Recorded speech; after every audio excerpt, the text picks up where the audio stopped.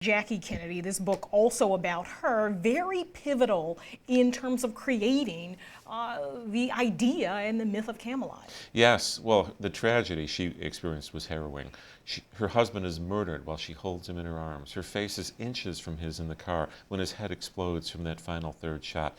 Her pink suit is stained with his blood, and she won't take it off all day. She says, I want the people to see what they've done. Right. Americans are horrified when the plane lands in Washington.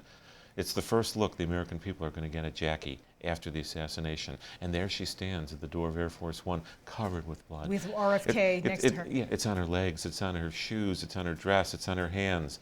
But she decides, history will remember my husband. Well, the way I want history to remember. So on the 1-week anniversary, she summons Ted White, the Pulitzer Prize-winning journalist, to her home in Hyannisport, and she tells him, at night, we used to listen to this Broadway musical, Camelot, the one brief shining moment. And she says, Jack's favorite line was this one brief shining moment. Once upon a time, there's a place called Camelot. Yeah. And Jackie says, it will never be that way again. There'll never be another Camelot. She says it 3 times.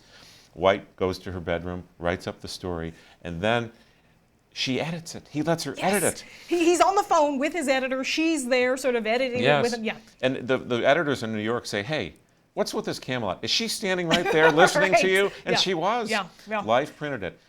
That night, Jacqueline Kennedy single-handedly created the most powerful and enduring myth in American political history, that legend of the golden age of John Kennedy. She created it. She did. She did.